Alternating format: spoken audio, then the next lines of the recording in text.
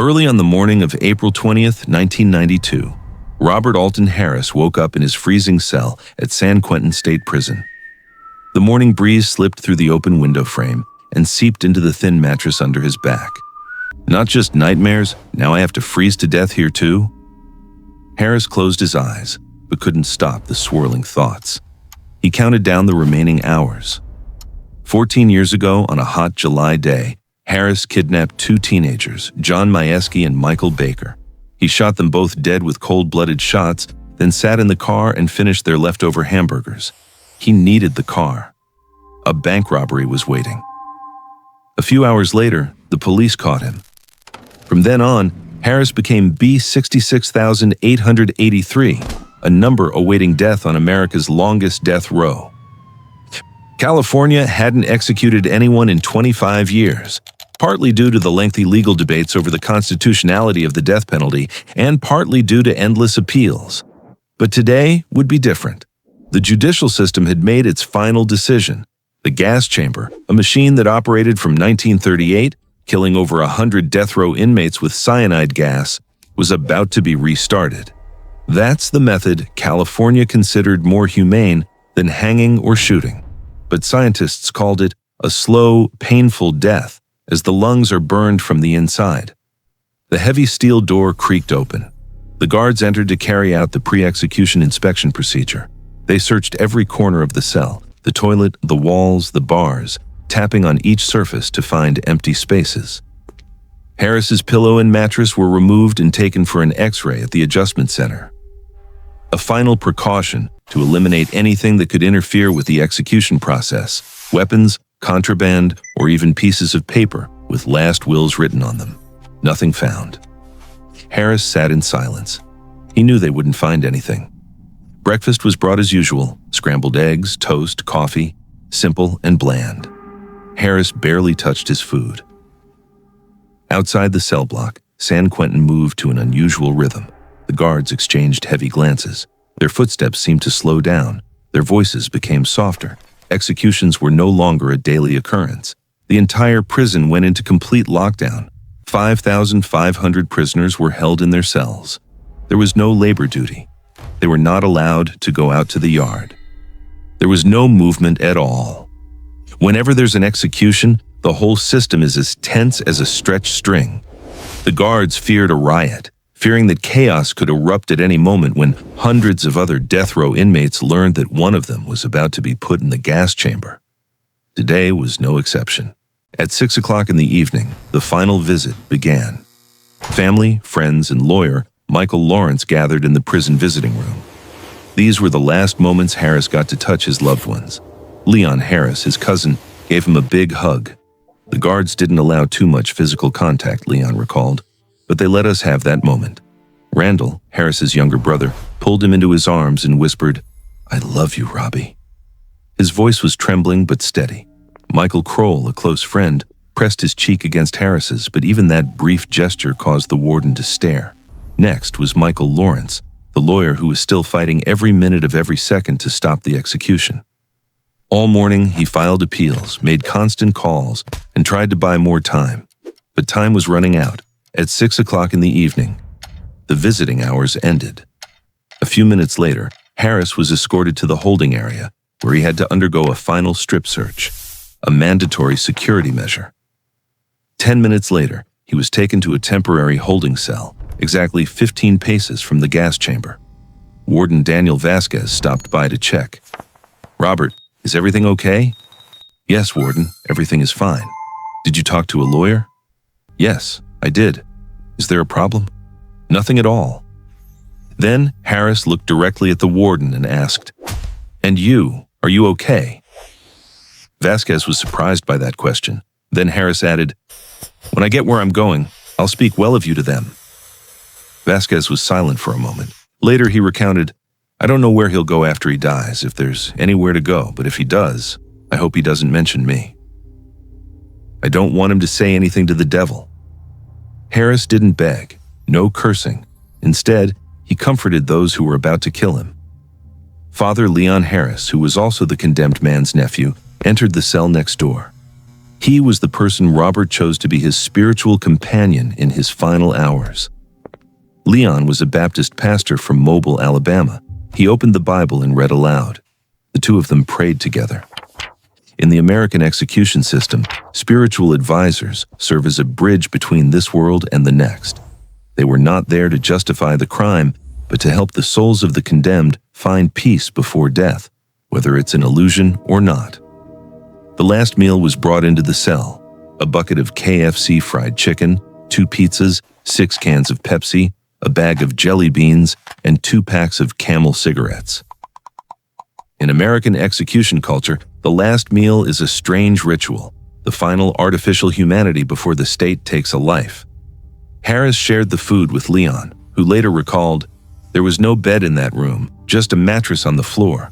He rolled it up to use as a seat, but he didn't sit down much. He paced back and forth, his footsteps hurried. The weight was tormenting him." 2 hours before the execution at 12:01 a.m., no one was certain of anything. Harris's legal team in the ACLU organization had been filing last-minute appeals continuously. One by one argument at a time, one last fragile opportunity. A witness later recounted, "It went on all night long." The fate of Robert Alton Harris hung in the balance between life and death, not in the hands of God, but in the hands of judges who were debating the legality of cyanide. In American legal history, last-minute appeals are not uncommon. That's the final tactic of the lawyers, to drag out the time, find loopholes in the procedure, and hope that some judge will see reason to stop. And that night, that tactic worked. The execution squad arrived. They thought there was no more delay. There were no further appeals. This was the time. But fate hadn't given up on Harris yet. The phone rang. His lawyer said, "I have good news and bad news. The good news is you've been postponed. The bad news is that it's only for 4 hours." Just before midnight, the court intervened again. Judges were debating whether cyanide gas was a method of execution or a form of torture.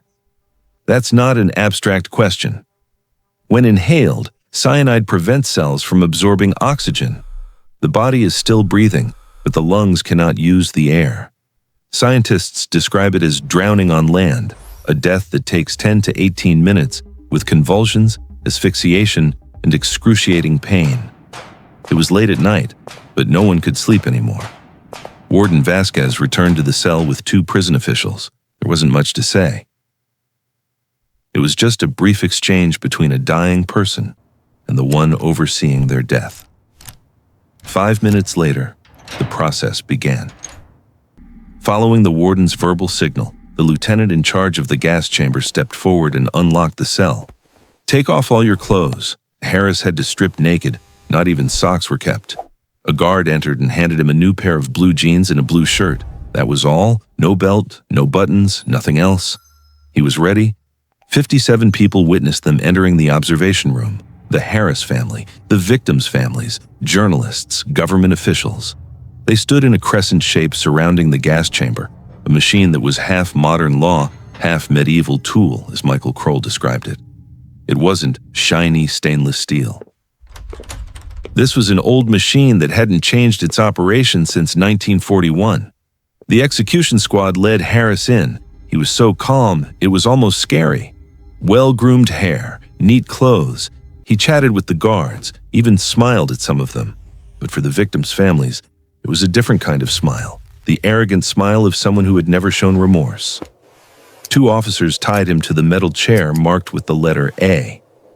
A third person checked each buckle. Harris did not resist.